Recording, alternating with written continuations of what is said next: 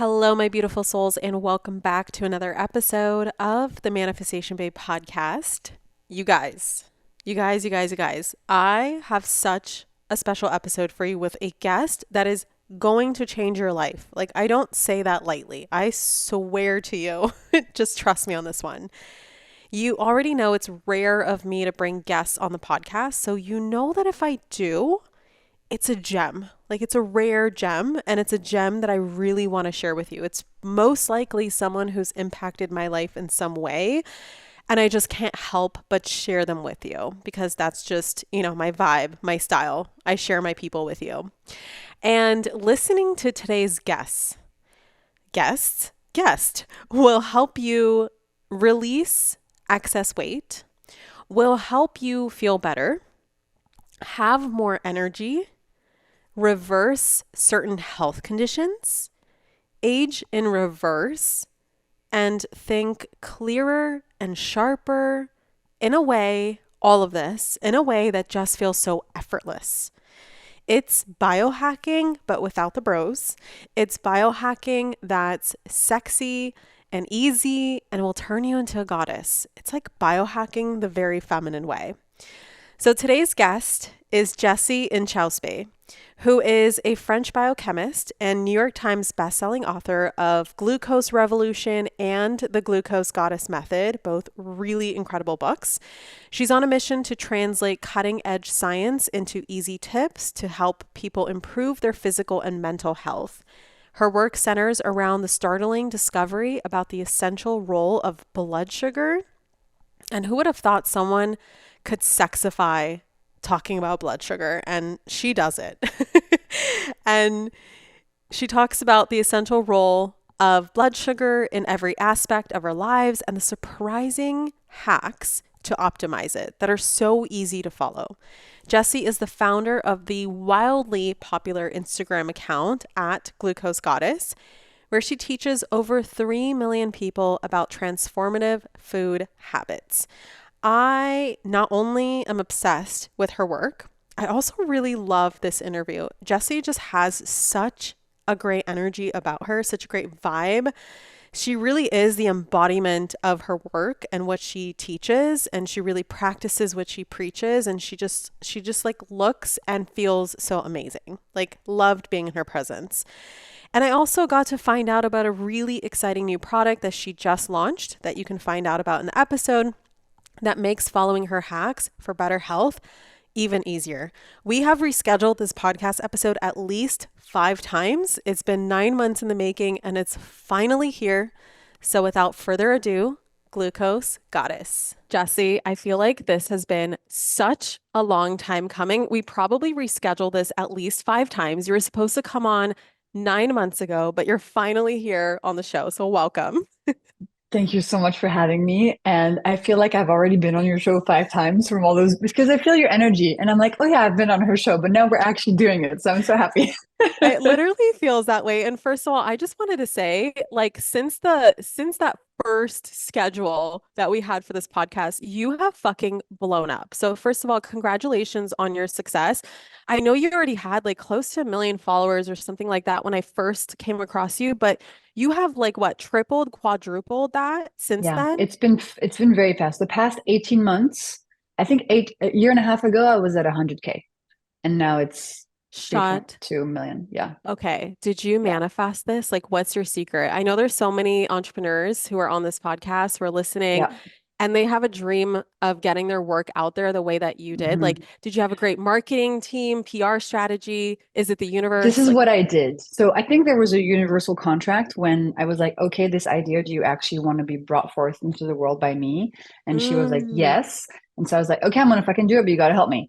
So there was a deal there at some point, and this wait, you idea need to break kept, this down. I'm Hold gonna on. break this down. Yeah, So break it down.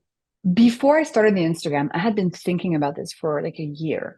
And I kept thinking, oh, I really want to talk about glucose, but there's already people talking about blood sugar. There's no space for me. And I'm like, but glucose, are people even going to care? Like, I was having all these internal discussions with myself, and it was really eating me up. And so I sat down and I was like, okay, Jessie, which pain is greater?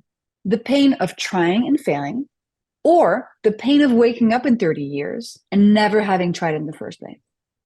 And I decided, you know what? That second pain is way bigger. So I started Hmm. going for it. That was the contract with the universe. And Oh, then the second thing I did is I approached my content like you would approach creating a tech product. I was like, okay, I'm going to put some posts out, see which ones do better, ask people what they like, what they don't like, and just hone in on what is the thing that people share the most in their stories. What is the information they want? There was no ego. It was like, I just want to grow this message. And so I took all the negative feedback and I incorporated it and I listened and I changed and I approached it really like you would, because I came from tech, right? I approached it like you would yeah. approach creating, I don't know, a website, like a website for booking your flights. Like, I don't know. I was testing all this stuff all the time so that I could create something that was highly shareable. And then I think another piece that was really key here is that there was a new visual. I created something new. So the Yes. graphs, the Your way I had used visuals is before. what drew me in. Like those Yeah, graphs are yeah. everything. Thank you. And that was also a lot of work to create that by myself on my computer. And then lastly, I would say is I was still in another job and I decided to give this idea 6 months worth of time, 1 hour a day for 6 months. Rain or shine, on my period, not on my period, heartbroken, not heartbroken, 1 hour a day, girl, after my work. And I thought to myself, if I cannot commit to putting 1 hour a day for 6 months, I don't really deserve this idea in a way. You see what I mean? Yeah. Yeah. You And got so to do that, your part. yeah, so that was the package. That's how I started. And then, of course, there's luck, there's timing, but I hustle like crazy. The amount of DMs that I sent at the beginning where all these big wellness people ghosted the shit out of me. And I was like, hey, I'm talking about blood sugar. Like, can you please like reshare my content? Just like hundreds. I was hungry, you know? So Oh that's, my that's the, God. that's the formula, I think. Well, you definitely sexified the blood sugar world because, if you tell me like, hey, Catherine, you should, pay attention to your blood sugar, I'd be like, okay, like Yeah.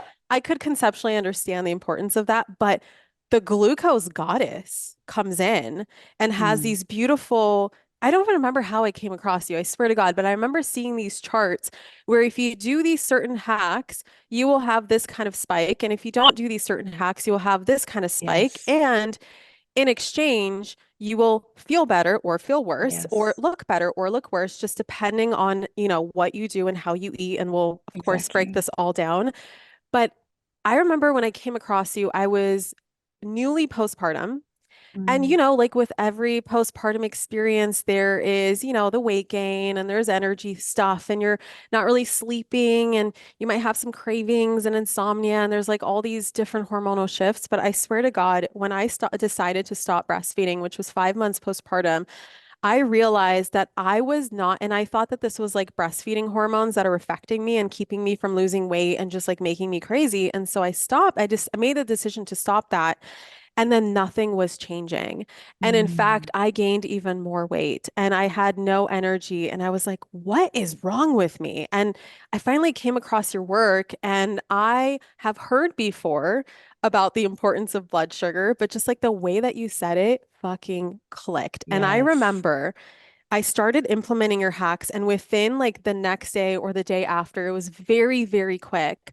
I got so much of my energy back. Like I could actually eat a meal and not fall asleep afterwards and not need a nap and not need to nap as much as my baby was napping. Like it was such a game changer. And I sent your work to so many of my postpartum friends and started, I read your book and I shared your book on my Instagram, and I got DMs, slews of DMs. I can only imagine how many DMs you get, but I got slews of DMs sharing with me about your work, about how much the game has changed for these women, just in the fact that they got their energy levels back so quickly. And of course, there's so many other benefits and stuff like that. But I'm just curious, like, do you see this as a common experience postpartum? Is there something that pregnancy Mm. does to where, I found out that I was actually, this didn't happen in, I'm just like spitting so much information at you.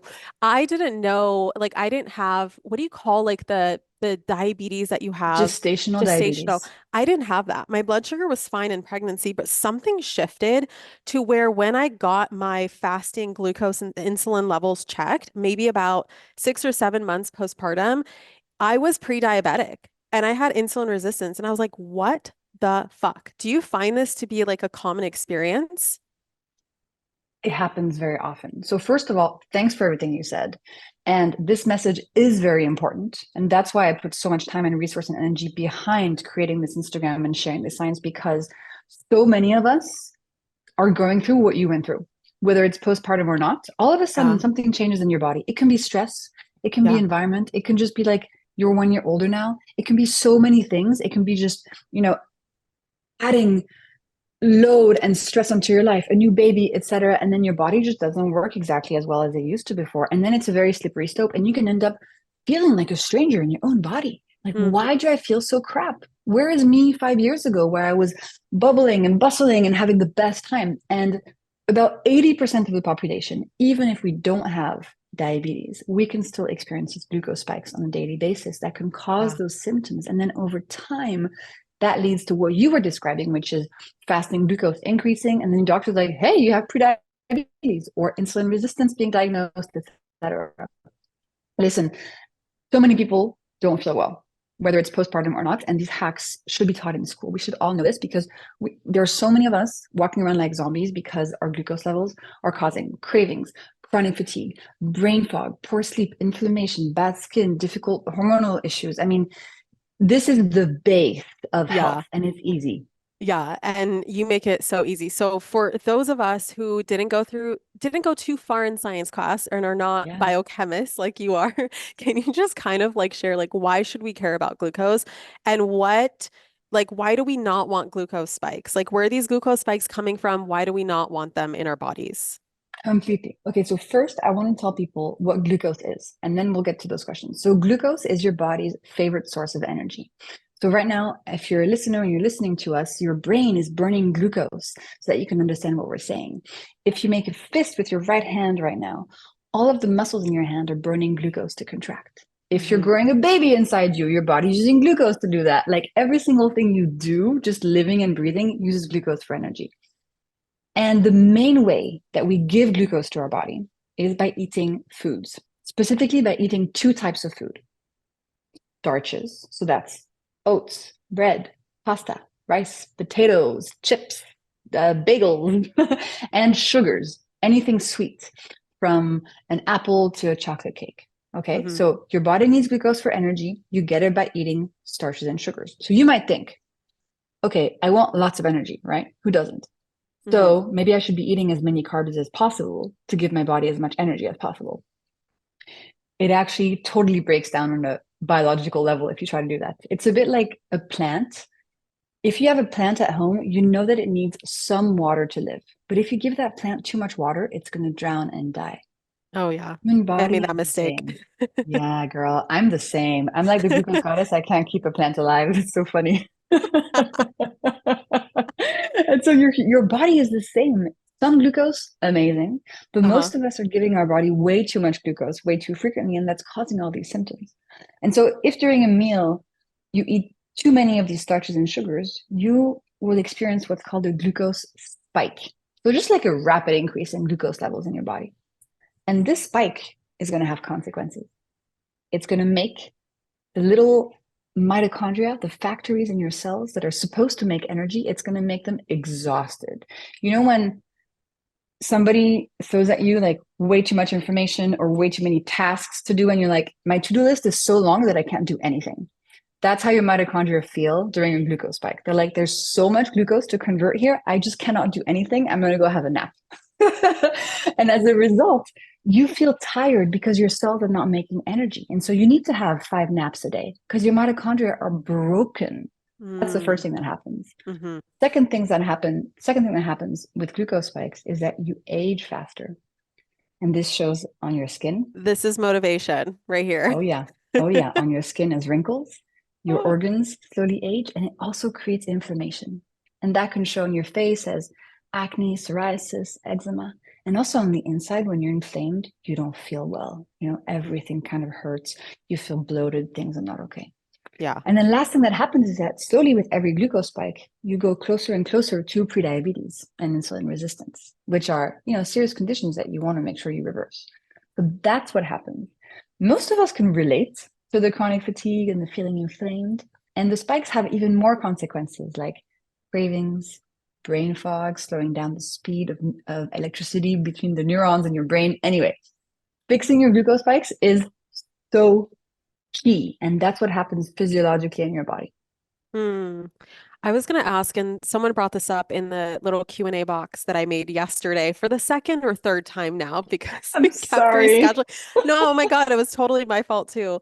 Um, Someone asked, hold on, I just lost it. Oh yeah, the surefire signs to know, like, without wearing what is it, continuous glucose monitor and Yep. actually Yep. seeing their spikes, like, how can you tell that the way that I'm eating or the way that I'm approaching my food is causing me glucose spikes? Is it like in being tired after meals? I feel like that was a big sign for me, Yes. but I'm That's one of the curious, are two there main others? symptoms. Yeah. The feeling tired, the chronic fatigue, the thing with your kids is exhausting, going grocery shopping is exhausting, you wake Yeah. up, you're tired, you know, Yeah. that's the Uh-huh. number one sign. And the second sign, which is just as strong, is cravings. Ah, Cravings okay. for sugar throughout the day. So, it's 10 a.m. and you're like, I really want a cookie right now. Or 4 p.m. and you're like, that muffin looks really good. And then it's 11 p.m. and you have a date with the ice cream in the back of your freezer, that kind of Yes. situation. Yeah. So it's fatigue and cravings because after every glucose spike, when your glucose levels come back down and you're crashing, that activates the craving center in your brain that literally tells you, Catherine, go find a damn cookie. So Shit. you cannot control that stuff. It's hard, willpower won't do anything against those cravings. You have to solve the underlying glucose roller coaster. So, yeah, chronic fatigue, sugar cravings. If you feel these two or one of these two, make sure you balance your glucose levels. These are going to go so much better for you. Okay. So we've talked a lot about the importance of all of this. Now, can we go into, well, first of all, one more thing I wanted to mention when you were talking about earlier how so many people, conceptually understand like, yes, blood sugar levels are important, monitoring your blood sugar and how you made this contract with the universe. And you came in and you just sexified it and you just made it so Yeah. simple and so easy. Before coming across your work, if someone would have told me, hey, Catherine, you have prediabetes, you have insulin resistance, you need to prevent glucose spikes or monitor your blood sugar, I would have thought for me, the first thing that comes to mind is, oh, I need to go on a keto diet. Yeah. And for me, I had so much resistance to this thought of like, oh, now I have to limit all my carbs and now I have to limit and like live my life, this particular way that I actually, fun fact, I don't think anyone knows this about me except because I did this like way earlier in my life, but I used to do the keto diet for like 8 years of my life. So I'm very familiar with it. And I was on it for like 8 years until I got so tired of it because I'm like, hello, I need some bread. Like, I need some Hello. fun in my life, like I need to live Yeah. life the French way. I need a And what little did bit you of have for carb. your birthday? Like Brussels sprouts? Obviously, there were days that, Okay, I good. would Good. break things. Of course, I had my little cheat meals here and there. But what I love about your methodology so much is that it doesn't require you to go keto. It doesn't require Yes. you to give up your favorite foods. So with that being Amen. said, let's get into the nitty-gritty hacks that you have. I want to start with starting your meals with a veggie starter. Why do we want to Yes. do that if what we're eating, you talk about the importance of food order. And the first place my mind goes is, well, all the food is kind of mixing in your stomach anyway.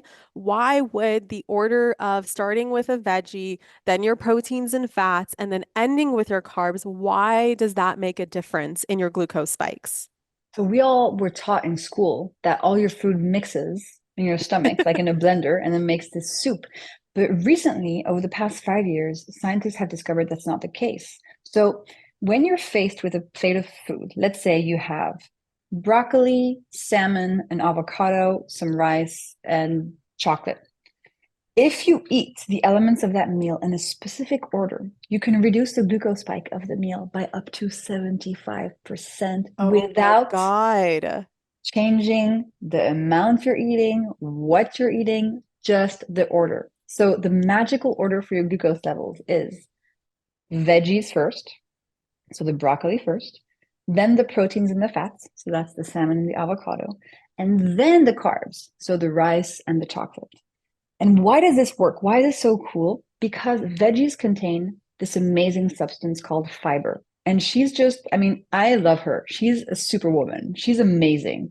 Fiber, when you eat some at the beginning of a meal, she has time to deploy herself onto the walls of your upper intestine. And there she makes a sort of protective shield for you. And any glucose that comes down later during the meal is not going to be able to make it through your intestinal wall so quickly. So it's going to be slowed down in its arrival into your bloodstream because food Mm, goes from intestine to blood by going through the walls of your intestine. It's pretty yeah. cool. And with Yeah. this fiber shield, that happens more slowly. So you're still eating the rice and the cookie, but with less of a spike. So with fewer consequences on your energy, on your brain, on your mental health, on your cravings. So that's such an important hack. And, you know, I don't love strict rules that are hard to apply. So from this hack, I think the most important piece of information that we can take is veggies first. So for your next meal, have what you usually would have, but add a plate of vegetables at the beginning of the meal. And you can dress it, you can put some olive oil, some vinegar, some whatever on it. That way you harness the power of that fiber. And you can still eat what you usually eat, but then your body is going to be so much healthier thanks to that veggie starter. You know, you said fiber, and the first place that my mind went to was, well, doesn't fruit have fiber? Like, could you Hey, start with fruit? that's a great question. Fruit does have fiber, but the difference between fruit and vegetables is that fruit also contains sugar, whereas Got it. veggies are basically pure fiber.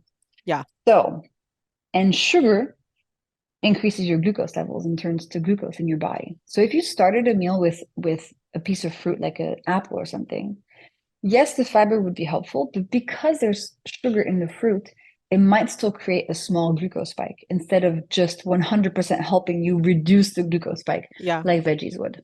Mm.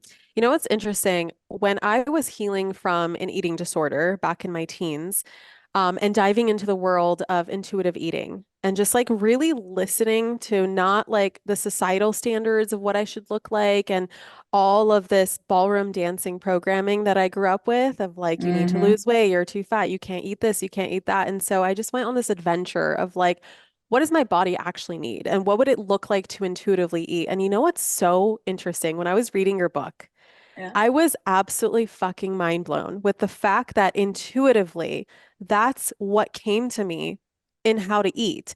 And every time you would go out to a restaurant with me, if you ever went out to a restaurant with me and I was intuitively eating, I would always start with a salad or whatever veggies it was. And actually this also came from me not absolutely loving veggies and knowing that if I eat a bunch of other stuff, I'm not going to be hungry for the vegetables anyway. So starting with them, I'm hungry enough to want them and they actually look very appealing and appetizing when you're like starving. So I'd start with that and then I would eat my proteins and fats and I would leave my carbs for last because I thought that if I could just fill up on all the good stuff first, then I can just kind of top off with all the yummy stuff instead of filling up on them, and then I'd feel better afterwards. And so when I was reading your book, I was like, oh my God, I had it. Like, I just need That's to go back to that. beautiful. But you Yeah. know, in a way, what's interesting is that these hacks, they're kind of common sense, and people have been Yeah. doing this for a very long time. So you were probably tapping into, you know, your ancestral knowledge and the habits that have been around for millennia. Yeah. If you look at countries in Europe, traditionally they start their meals with vegetables. Like in France, we have this concept of crudité, which means raw veggies at the beginning of a meal. In Yes. Italy, they have antipasti, which is veggies at the beginning of the meal. In the Middle East, they start the meals with herbs by the bunch that are set on the table, right? Like Yes. these things are in our consciousness, Yeah. And you but know what we've else? lost touch. Yeah. Yeah, you know what else is interesting? When I went to France, the many times that I've been already, like a lot of people have this concept that you start your meal with bread, but in France, Mm, they actually bring the bread with your meal. And here in yeah. America, you start your meal with bread. The restaurants always Mhm. bring bread to your tables. And you mentioned like Europe doesn't start with carbs, they start with vegetables. It's so true.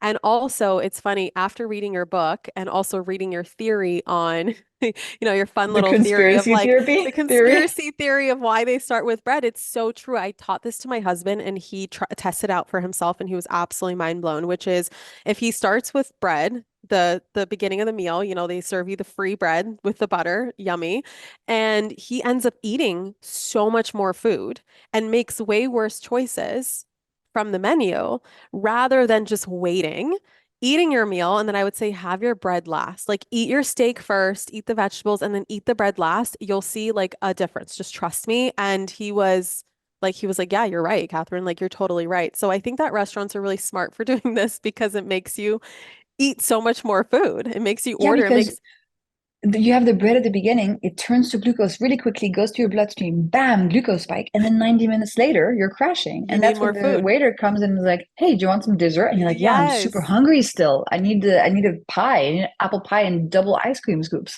because Yeah. your glucose is crashing. It's brilliant.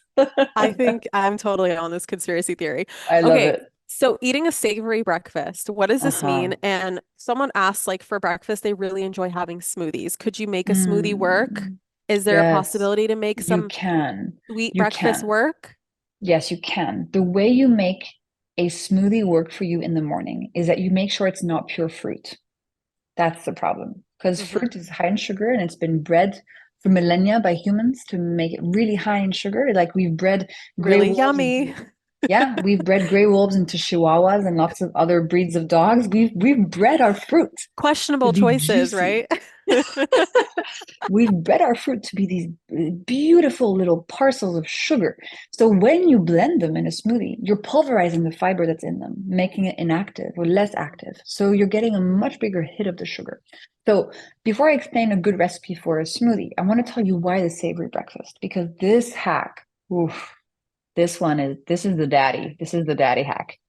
So in the morning, if you start by eating just starches and sugars, you're going to get a big glucose spike. And then you're going to kick off a glucose roller coaster for the whole day. That means tired and cravings at 10 a.m., super hungry for lunch. Again, exhausted, need coffee, need a Red Bull, need more sugar in the afternoon. Again, need more sugar in the evening, and you're tired, but you can't fall asleep. It's just a nightmare. Your breakfast controls your glucose levels for the rest of the day. Wow. Because when you have breakfast, your system is very empty because you've just been not eating while you were sleeping.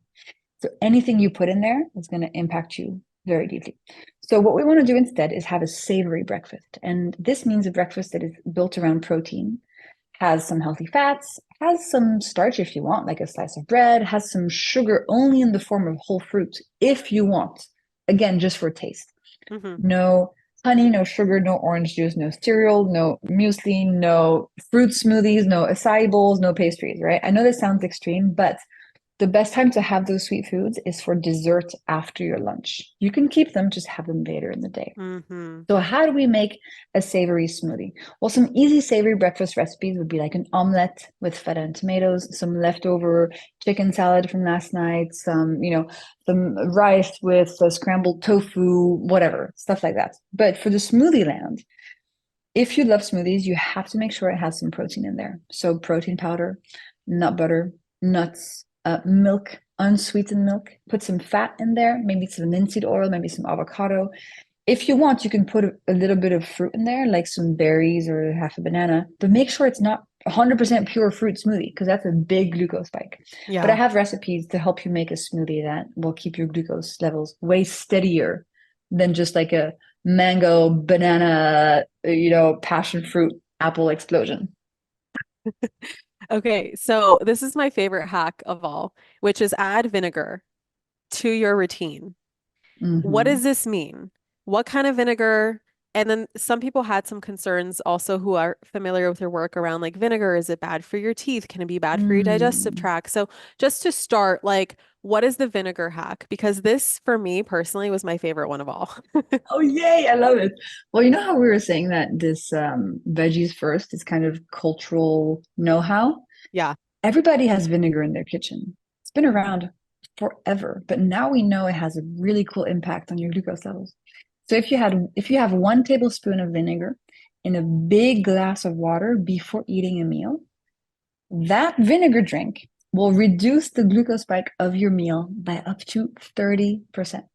Wow. Why? I know it's amazing. Why? Because vinegar contains acetic acid, which is a very cool molecule that is just going to simply slow down how quickly your food gets digested. This is a good thing. It's going to make you feel full for longer. You're going to have less of a glucose spike because glucose will arrive more slowly into the blood. For concerns, make sure you always dilute your vinegar. If the vinegar is diluted, it's not going to attack your teeth's enamel. I've spoken to dozens of dentists about this. But if for some reason you really want to avoid it touching your teeth, just use a straw. Oh, true. Yeah. Yeah. Generally, it actually helps you with digestion. If you're somebody who suffers from bloating or acid reflux, it can actually help. But again, like if it makes you feel horrible and you don't like the taste, you don't have to do this hack. You're Hmm. free. You can do the other hacks or none actually if you don't want to do any of them. So it's just Yeah. an extra tool in our tool belt. And all vinegars work. So it can be apple cider, white wine vinegar, cherry vinegar. The only one to avoid is the very syrupy Italian balsamic glaze that kind of looks Uh-huh. like honey because that's just pure sugar. Dessert. Yeah, it's basically Yeah, dessert on your exactly. salad. Yeah, Actually, that's a really good question. With starting with a veggie, if you start with a salad, you also need to be concerned about the dressing. Am I right? Like, could that counteract the effects of the veggies if there's sugar in the totally. dressing? Oh yeah, big time. No, avoid sugar in the dressing, but a really good dressing to do is a vinegar-based dressing. That's That true. way you get two hacks in one because you don't have to drink the vinegar. You could just put it on your food. Okay, if someone really hates the taste of vinegar, Vinegar. I feel like I've seen Mm, this come up a couple times in my Q&A chat of like, what are her suggestions? Can you take vinegar pills? Like some people have seen mm. vinegar pills. Like, is that an option or it has to be straight vinegar? So the pills and the gummies, especially those that Oh yeah, taste the sweet. Oh gummies. yeah, girl. So those I do not recommend. Those are desserts. Okay, so a lot of these vinegar supplements actually don't have any science supporting them, or they could even make you have a glucose spike because they contain sugar. And this topic of supplements and capsules, people have been asking for a super long time. Also for the veggie starter hack, they're like, hey, if I can't do the veggie starter, can I take a fiber pill? If I can't do the vinegar, what's an alternative in pill form? So I've actually spent almost 2 years researching this and looking at all of the latest research on what you can put in a capsule that would be the best ally to reduce the spike of a meal. The And I ultimate identified hack. That the would be the ultimate hack. ultimate hack. The ultimate hack. So I actually identified four amazing plants: mulberry leaf, lemon peel, cinnamon, and antioxidants from green veggies. And if you put these all together and you take it before a meal, it'll reduce the glucose spike of your meal by up to 40%, which is Wow. stronger than a vinegar drink. And this is backed by over 25 clinical trials. It's 100% natural. It's amazing. And I actually just put it in a capsule and I've just announced it this week. It's called Anti-Spike Formula. Take it before a meal. It's your new best buddy to put in your purse when you can't do a hack, when you want extra help. It's amazing. So immediate effect on the glucose spike of a meal. Plus, when you take it every day, it starts building this long-term benefit in your body. So studies have shown that these molecules reduce insulin resistance, which is what you had, reduce Mm-hmm. fasting glucose levels, which can help you put your prediabetes into remission, reduces inflammation, and increases GLP-1, which is the hormone that things like Ozempic act on. I was gonna say, Yes. this sounds like Uh-huh. Ozempic. Nature's I'm Ozempic? totally, it's a natural, so GLP-1, which is the hormone that Ozempic acts on, is actually a hormone we have in our body. And it's Hmm. just a hormone that makes us feel full and satiated. So there are natural ways to increase GLP-1, and it's a great thing to increase. For example, when you eat protein, you increase GLP-1. And with anti-spike, you're also increasing GLP-1 by 15% naturally, just with these amazing plant molecules over time, instead of, injecting yourself with this very intense diabetic medication. Like Hmm. anti-spike is not a pharmaceutical drug, but it's just the best thing that exists for your glucose levels for short-term benefit and long-term health. And it's the bomb. I'm so excited. Oh my gosh, I've been wondering because at the time of this recording, it is not live yet. You have not announced it yet. I've been Yes, I know. stalking your Instagram, Just being for you, like, baby. Just for you. just for me. And obviously, by the time this goes live, like everyone will be able to purchase it and know about it. And that's Hmm. so epic. Like, congratulations, first of all. I'm sure there was a lot of hard work and formulation and Yeah. all kinds of ups and downs that came with that journey. But I was Uh-huh. like, we were joking about money manifestation before starting to record. And I'm like, Jesse, you might wake up a billionaire tomorrow. Just FYI, like everyone is going to buy anti-spike, including myself, because I'm such a supplement queen. I feel like I take so many supplements, especially to help counteract the pre-diabetes and insulin resistance, and I work with a functional medicine doctor to support all kinds of stuff that I uncovered in the last year. I feel like it's been like a Mhm. karmic journey, postpartum to Wow. really like embody the next level of health and wellness for myself because I've been into health and wellness my whole life, and this is just like a Hmm. deepening of that. So that's incredible. I'm so excited to dive into that and purchase Thank that, you. and I will And also how do share you, that. yeah, we'll Sorry. share the link for sure. Yeah.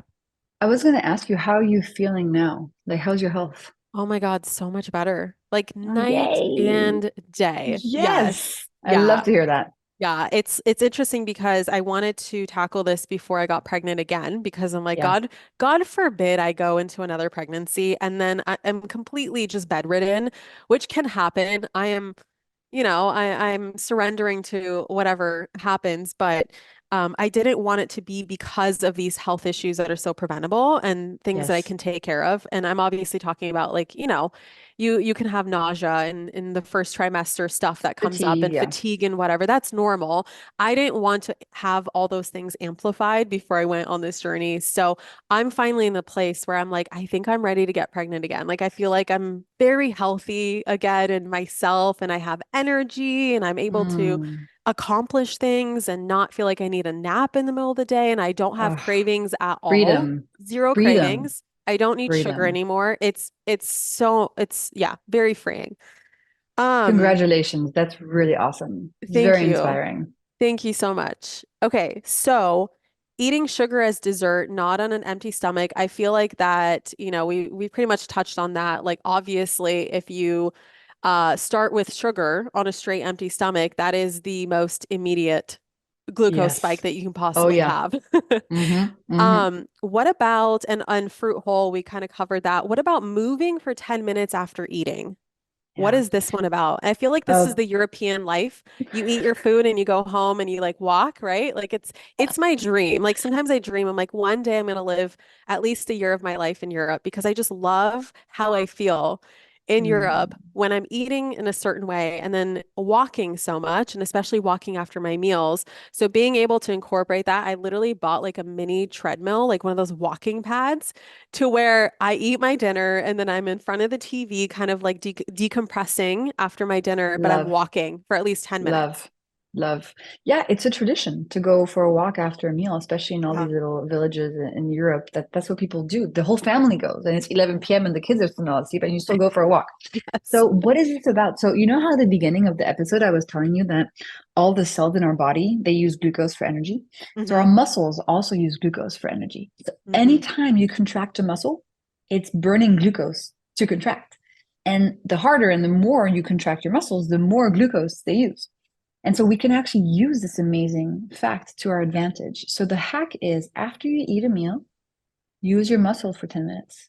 It can be walking, it can be tidying your apartment, it can be Mm. doing the dishes, it can be walking your dog, it can be picking up your kids, it can be doing push ups and squats. If you're at the office or at a desk, it can be just doing some calf raises for 10 minutes at your desk. Nobody will be able to see, nobody will be able to tell that you're doing this.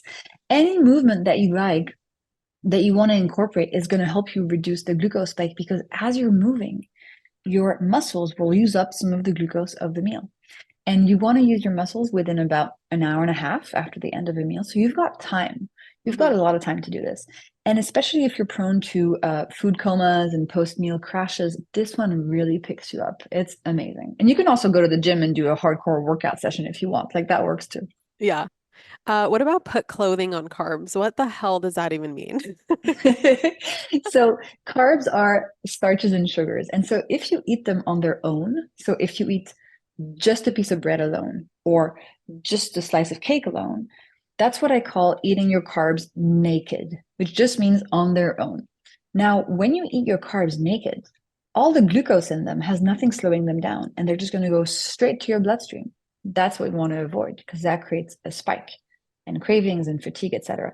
So instead, you want to put what I call clothing on those carbs. And clothing is protein, fat, or fiber. Example, you want to have the slice of bread? Fine, put an avocado on it. You want to have the slice of cake? Fine, have it with some Greek yogurt or 10 almonds. You want to have some pasta? Great, throw some broccoli and some cheese in there. always put clothing on your carbs. It's such an amazing little tool that is going to keep you fuller for longer and going to avoid taking off a cravings roller coaster, which is something that we don't want to get on. No. Okay, so just to clarify, like let's say I want to eat like a bowl, like a poke bowl or something.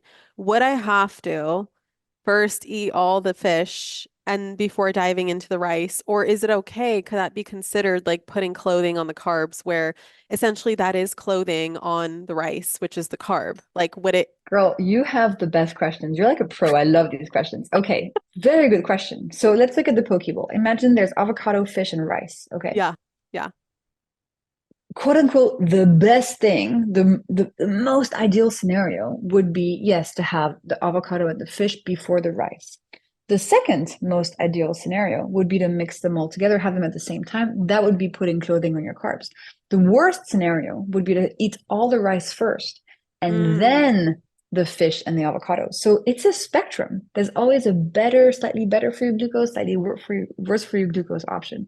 But if you want to actually just help yourself even more, add a veggie starter before the poke bowl. Have some, yeah. like for example, if you're in a Japanese restaurant, have some edamame at the beginning of the Yes. meal, and that Yeah. way you know you have that fiber protecting you.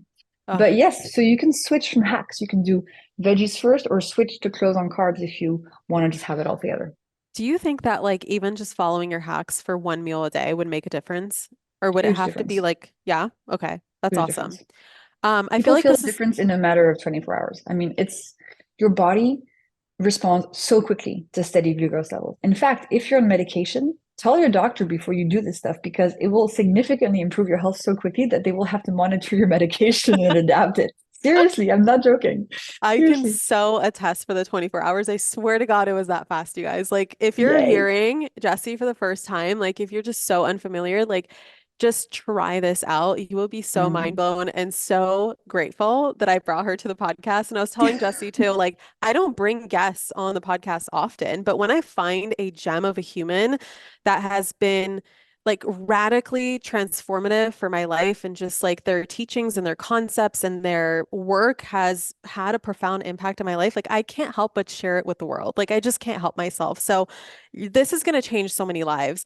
But before they're happy, they might be a little pissed, meaning that this is I feel like this is going to piss people off. What is your opinion on oat milk? I feel like this is the thing that gets Oh, everybody yeah. where This is the part where people hate me. It's yes, okay, yes. guys. So I'm like used to it. let's sandwich it with positivity, little negativity, and then more positivity, okay? Okay. So, oat milk, amazing marketing. It totally took off. They first gave it to baristas, so you couldn't buy it as a consumer. It's very brilliant how they did it. It's very Yeah, brilliant. it But it is. was a big Totally. marketing ploy. So oat milk is kind of like pasta milk. So if you wanted to make pasta milk, you would cook some pasta, put it in your blender with some water, and blend it until it's liquid. That's pasta milk. Now, if you want to make oat milk, you do the same thing with oats. That's oat milk. And so oats and pasta are both a starch. And so when you make milk out of them, it's 100% glucose that you're making. You're making Yeah. glucose juice. And so when you have an oat milk latte, it's coffee with a bunch of glucose juice. Okay. Yeah. So it's going to create a glucose spike in your body. Now, important. If you love your oat milk and you feel amazing all the time, don't listen to me. Go live your life. If you drink oat milk and you feel like crap, might be time to rethink that one. Here are some hacks that you can do. First of all, if you don't care about oat milk that much, switch to unsweetened almond milk, switch to full fat dairy, great protein, great fat. Hmm. But if you want to keep the oat milk, you have a few options. One, drink it after breakfast instead of before breakfast. Okay. That way, there's Hmm. already food in your stomach that's going to slow it down. Or use your muscles afterwards. Walk to work. Do a little dancing in your living room with your oat milk latte. Or take an anti spike capsule. There's stuff that you can do when you want to keep these things in your life that are for pleasure, right? But I don't want people to think that oat milk is good for them. That's just the thing I want to make sure people are aware of. So that when you make the choice of oat milk, it's like choosing to eat an ice cream. You know it's for pleasure, Yeah. and it's fine. The ice Yeah. cream is not trying to trick you to tell you, oh, it's healthy for you. Right, The oat milk right. kind of tries to trick you. So I just want no trickery to be going on. I feel like when you put it that way as pasta water or pasta milk, that just gave me such a visual where I'm like, oh, like it just completely changes it. Not that I was obsessed with oat milk, but when I was more focused on plant-based milks because I used to have I guess not like lactose intolerance, but sensitivity to dairy. Mm, After pregnancy, that went away. It's the most magical shift of my life. Like I could eat wow. cheese, I could have dairy, I milk, couldn't live what without cheese. Oh my God, I can have it and my stomach doesn't hurt and I don't get gassy. I mean, it's like a miracle. So grateful. So, with all the other things, like at least I got some good stuff out of it. So Oh, now that's I great. That's a consume good one. yeah, I consume full fat, like raw, preferably if I can find it, milk, and I'm obsessed. But I know that there's a lot of people who are into nut milks and specifically oat milk, and I don't think they know the difference between almond milk and oat milk, or even like coconut milk. And I know that you prefer unsweetened almond or like unsweetened coconut milk Mhm. over the oat milk because of the higher fat content and lower carb Because they content. come from a nut instead of from a Um, seed and a a, starch, a right? grain, So yeah, oats, pasta, rice, that's just starch. Almond, coconut, pistachio, macadamia, those are nuts that contain, yes, a little bit of starch, but also loads of protein, loads of healthy fats. So as a yeah, result, their milk yeah. is filled with protein and healthy fats. So, Is it's there all dependent on the source. is there anything that comes from like caffeine? Like I'm thinking about, I know some people have reported before in just the conversation around glucose spikes of like if they just have like black coffee even Yep. first thing in the morning, they see a glucose spike even though there's literally nothing in it but hmm coffee. So that'll depend on the person in the Ah, sense that if your adrenals are a bit messed up, if you're chronically stressed, if coffee makes you feel jittery and anxious, if just you have a stressful life and when you drink coffee, you feel even more stressed out, that's probably because the coffee is activating the stress response in your body. And mm-hmm. stress, that tells your body to release glucose into the bloodstream because you probably have to run away from a tiger.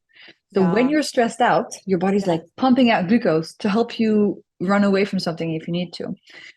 And generally, I think people who drink coffee, they generally are not the kind of person who gets super anxious after coffee, otherwise they wouldn't drink it. You see what I mean? So I feel like Right. those people kind of naturally just avoid the caffeine that could be Yeah. the coffee that could be causing the spike. So if you feel Yeah. fine after coffee and you feel just awake and happy, then you're probably fine. Yeah. I was gonna Unless you put ask oat you. milk or honey in it. Yeah. Oh my gosh. This is something I wanted to ask. Okay, Yeah. so I don't put sugar or honey or anything like that in my coffee. I do love stevia though. I'm like a Mm, low key, maybe high key stevia addict. Love it yeah. so much.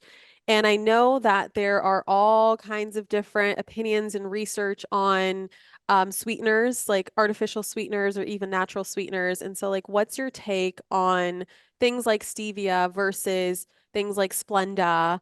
Versus things like what's the one that comes from a cactus? Agave versus Oh, yeah. honey versus, Yeah, I'm sure we can go down a huge list, but for like sure. give like your high take on that. So there's two camps. Sorry, two categories of sweeteners. One are the agave syrup, honey, maple syrup, coconut sugar, all those things that actually contain sugar molecules, right? Hmm. Those are all the same, basically. Even though marketing might tell you, oh, agave or coconut sugar is better for you, it's all BS. It's just sugar molecules. So pick the one that you like the most. Don't be fooled into thinking coconut sugar is a vegetable. Coconut Healthier. sugar Yeah. is sugar. Don't Yeah. be fooled. Agave syrup is even worse for you than regular sugar because of a whole other situation inside the molecules. Interesting. But yeah, separate topic. Basically, all of those, they're just for pleasure. They're going to cause glucose spikes. They're going to mess you up, but they're really good. So pick the one you like. Now, when it comes to sweeteners that don't have sugar molecules in them, so don't have calories essentially, so Splenda, aspartame, stevia, monk fruit, maltitol, xylitol, allulose, blah blah blah blah blah. Those they do have some health consequences. Like we've shown that scientists have shown that they might impact your microbiome, they might increase your cravings, etc. But, and here's the key, they will always be better for you than the real sugar version. So it's Interesting. always better to have a diet Coke than a regular Coke. It's always better to put stevia in your coffee than a sugar cube. Always. 100%. Yeah. And I know this is controversial, but there's been a lot of attention on like aspartame and cancer, blah, blah. It's like, yes, there's some associations and not really strong, but there are some associations. But hey, you know what's a really strong association? Eating a lot of sugar and getting cancer, right? So we Yeah. have to just be a bit moderate and understand that we don't want to start having sweeteners, but we don't want to switch back to real sugar. So that's a Right. long-winded way to say that stevia is fine. I use stevia also if I want something sweet. It's really not a big deal, Yeah. honestly. Always better for you than real sugar. Okay. So good to know because I'm not willing to give up stevia. Um, is there a limit to following your hacks? Meaning, like, for example, can someone chug vinegar, eat broccoli to start, but then consume a pint of ice cream for every single meal? Like, does the, you know what I mean? Like, to what degree do Yeah, your hacks undo so much of that, yeah. of those glucose spikes versus like, yo, you can't just like eat crap all the time, even if you are following it or preceding it with vinegar and veggies and putting clothing on it and all those hacks. Like, I'm sure there's a They don't, limit of some sort. yeah, they don't erase things. They make things much better. Got it. But they're not gonna you can't erase an ice cream pot. You just can't. Even if you Yeah. take vinegar and you take anti-spike pills, it'll cut it by 50%, but you're still Yeah. gonna get some impact. And that's good because you don't Yeah. want to have stuff that you don't want to have no consequences for eating these things. You still have to be using your brain and a bit of common sense and just, Right. you know, yeah, it's not like a free pass, free for all, like have one tiny piece of broccoli and then eat whatever you want and you'll be fine forever. The best way to use these hacks is to keep eating what you currently eat, the way that you live. So maybe you have ice cream every 3 days because you love ice cream. Maybe you have oat milk. Maybe you have pasta, and just add the hacks in. So don't use them as an excuse to eat more junk. Just add the hacks in. Eat what you usually eat with no restriction, with what you love, and then see how much better you feel. Mm. That's the true formula. But hey, listen, I can't prevent people from taking anti-spike and then having a cookie because they know it's going to have 40% less impact on your glucose levels. I mean, come on, we're human. Yeah. But and it kind of is a magic pill, but also I don't want people to use it that way. Yeah. We want to add all these hacks together and try to use them as much as possible. The food hacks, I mean, teach them to your kids, make them a habit in your home. And you're not even going to want to eat that much junk anymore. That's the key. You were saying you don't have any more cravings. You would No. have to pay me money to eat something sweet in the morning now, even though I grew up on orange juice and Nutella, you know? It doesn't feel right to me. Yeah, And honestly, it's kind of like alcohol. There's so many reasons why I don't drink alcohol. I just don't like it. But for me, it's same. like every time I think of the concept of drinking alcohol, I think automatically to how am I going to feel in the morning? And that just right then and there makes me decide, like, well, I have a lot of shit to do tomorrow. Like, I really want to think clearly on my feet, like, be like light on my feet and just like, and be in a good mood. And I don't think alcohol is going to help me get there. So it's kind of like the same thing with breakfast. What helped me transform myself, easily, effortlessly into having savory breakfast was just thinking about, all right, by 11 a.m., Catherine, how are you going to feel? Like you got all these Yeah. meetings, you have writing to do, you have course creation, podcasting. Like, do you really want to do those things with a glucose crash? Nah. But like after dinner, when I'm already decompressing and watching my favorite TV show, it's Yes. like if I'm in a glucose spike, a mild one, following all the hacks, and there's a little bit of that like lethargy, is that the right word? Like a little bit Yeah, of that lethargic feeling afterwards. Who cares? I'm going to bed anyway. Like who exactly. cares, right? So such a game changer. It's And one about of the choice. It's about not being controlled by the cravings, right? Being yes, clear and having yes. agency. You are in control. Oh my gosh, you have the power, people. This is a question that came up in regards to limitations. Like, is there a time limit to these hacks? Mm. Meaning that if someone had their veggies and their protein and fats, but then an hour later they had the cookie, like Mhm. for how long do the hacks keep you kind of protected, I guess? Like, is there a The veggie limitation on that? starter, I think it's about 90 minutes. So Okay. there's no specific study showing us, but that's about the amount of time that it would take for that veggie to really move through a digestive system. So my hunch is 90 minutes, and this has been also corroborated by my own test on myself, but I haven't found a study to support that specific timing. In terms of, the food order, you don't have to wait between the items in your meal. In terms of moving after eating, you can do that for up to 90 minutes as well. For the vinegar, You can do up to 20 minutes before eating, and even adding it during the meal if you forgot has also been shown to be helpful. So there is some flexibility there for sure. And in Yeah. my book, I detail all these different things very precisely. But Yes. if Very if you just detailed. Lots yes, of if you science, you just follow guys. some general principles about like, your meal is going to take you, I don't know how many, not more than 2 hours to finish, then you Yeah. should be fine. So my grandma, she doesn't speak English very well. She speaks Russian. Is your book in Russian by any Yeah, chance? It is. Because I 41 remember, languages. oh my gosh, I think at the time that I told her about you, there wasn't Russian, or at least I couldn't find Russian. Now that there I'm is, going to find it for you. yes, please, because I'm gonna send this to her because I told her, I was like, Grandma, I have a woman that I found and she like literally will help you with diabetes because my grandma has Oh, diabetes good. and my grandma Yes. needs all the hacks that she could possibly get because I don't think she's willing to part ways with her current way of eating, that obviously I got feel her in the it. situation to begin with. Yeah. I Yeah. think she's at that age where she's just not willing to make those shifts and I restrict get it. herself from her favorite things that she's so used to eating. But I think that if she just understood that it's not about removing things, it's just about adding in these Adding. hacks, Yes, completely. that her, The publisher is called Potpourri. I just found it. I'm going to send you the link. okay, thank you so much. And I'm just Of wondering, for course. someone who already has diabetes, what Yeah. are the benefits to eating in this way? Like, can you reverse it? I'm not educated enough to know, like, can you Yes, reverse 100%. diabetes? Type 2 Really? diabetes is reversible. You can put Holy it into fucking remission. shit. Yep. Yep. This happens all the time in my readers. Every single week I get messages, and the doctors are like, how did you do that? They're like, well, They're I like, just what are you kind of doing? changed what I ate. Oh And my this is one God. of the biggest misconceptions that I'm trying to fight, which is that prediabetes, insulin resistance, PCOS, type 2 Yeah. diabetes are just diseases you can't do anything about. They're not. They have been caused by years of glucose spikes. And if you reduce those spikes, you can put it into remission. And so you feel so much better and you don't get so much sicker as you age. You're actually improving your health. And for your grandmother, anti-spike is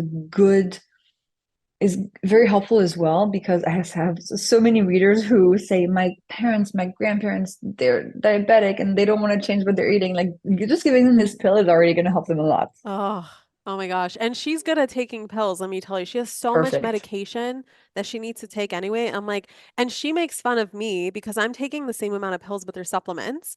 And I'm like, Grandma, it's like a choice. Like I can take all those in medication or I can do my supplements to Mhm. prevent the medication later on. And so Exactly. I feel like she's good And at taking pills anyway. get her to add a veggie starter during her meals. And for breakfast, I assume she eats sweet stuff in the morning. Just have her have Yes. something savory before the sweet stuff. So Mm. a soft boiled egg, Greek yogurt, 20 almonds. Don't change what she's eating, just add stuff in so that she's also going to help her glucose levels. Oh, so good. Okay, one more thing is, infertility. I feel like that's, running rampant nowadays. Is that tied to or could be potentially, I don't want to make like blanket statements here, but Yeah, could that be connected to glucose spikes? it's definitely connected to the way we're eating and the way we're living. And one of the things to look at is your glucose levels. It's one of them because when you have lots of glucose spikes, you have a lot of insulin in your body. And when there's a lot of insulin in a female body, it tells your ovaries to produce lots of testosterone. And testosterone is the male sex hormone. And so in a female body, when there's too much testosterone, problems start happening. So you have Mm, balding on the head, hair growth on the face, cystic ovaries, missed periods, infertility, right? And so if you're mm. suffering from that, in order to reduce the testosterone, you reduce the glucose spikes, which reduces the insulin, which reduces the testosterone. And I have a lot of people in my following who have been able to get pregnant naturally after years of being told they would have to Mm. do IVF because they were able to get their cycle back naturally Yes. through food. Now, it's not the only thing. There's other stuff to look at for sure. Yeah. But we should address lifestyle. And today, infertility is so common. It's becoming more and more common because we're eating in a way and we're living in a way that is more and more toxic to our bodies. So the Yeah. reproductive system is just not functioning anymore. I really Oh want to God. do a book on this actually. I think it would be really important. Please do. More books, please, I Jessie. will. More Okay. books. Get to work Thanks, girl. now. Thank Um, you. okay, starting to wrap this up, this is an interesting question that I would love your take on because I have someone who has been eating and using your tricks and doing it the glucose goddess method way, and she ended up actually gaining 3 kilograms. And Mm. she's curious, and also I'm curious, like what could they be doing wrong? Do you see this? Does this happen? Is it just Mm. like overconsumption of calories, maybe? Like what do you think it could be contributing? Well, first of all, the underlying assumption here is that gaining these 3 kilos is a bad thing, right? Sometimes when Good we gain three point. kilos is because our body needed to. So that's step one. And maybe, she gained 3 kilos of muscle. Like, who knows? But Yeah. let's put Yeah. that aside and let's say she gained 3 kilos of fat and she didn't want to gain them. Yeah. Totally possible that it's because she was, putting too much cheese as clothing on her bread. Like, you also have to be a bit mindful to not just add 2 pounds of butter to your pasta because you're putting clothes on it. So I think that now that she has her glucose level steady with the hacks, now she can do some really key things. For example, increasing protein in the morning, so doubling the amount of protein in the morning so that she'll be less hungry throughout the day. That's really, really easy and really important. Also having protein at lunch, super good one. And then kind of monitoring, throughout the day, is she having a cookie 5 times a day with some clothing on it? Because as we were explaining, the hacks don't cancel out the cookie. You still have to be a little bit mindful and say, like, am I actually hungry? Or am I just using the clothes on cookie, quote unquote, excuse as a way to eat the cookie? You have to Hmm. also slightly monitor yourself and see if there are things that you could actually try to remove from your life. But yes, it can happen. Most of the people either don't lose weight or don't gain weight or lose weight. So in the method book, about 40% of people after 4 weeks have actually lost weight without cutting calories, without taking anything out of their lives, just by adding the hacks. But yeah, it can happen. I think it's just a matter of how much she's eating, probably. Yeah. That's so you just blew my mind with like maybe her body needed that. Like, yeah, why Yeah. didn't I think that that would might have been a possibility? Like, that's so good. Like, Yeah. why do we think that's a problem, right? Yeah, Like, exactly. mind blowing. Exactly. Oh, such a Exactly. great reframe. Okay, so you have 2 books. Yes. Which one? I'm going to link both of them and Anti-Spike and your Instagram and all the links in the show notes. Yay. But for anyone who wants to get started and they're like, I Mhm. don't know which book to start with or where do I start? Like, which one do you recommend starting with? Okay, if you like reading, get the first one. Me. Glucose Revolution. Yeah. Uh-huh. I wrote it as it's like a science novel. It really is. Yeah. Yeah, it's super fun to read. It's super exciting. You're going to hear stories from people, their journeys. I explain all the science. There's my story in there. You'll get a real deep dive. You'll be a pro. The second book, The Glucose Goddess Method, is a 4-week, 4-step plan with lots of recipes. It's a book in color with photographs. It's a much more practical book. It's like a guide to have. So it really depends on you. You can also get both. And as you're doing the method, you can also dip into Glucose Revolution to dive deeper into the hacks and understand them more.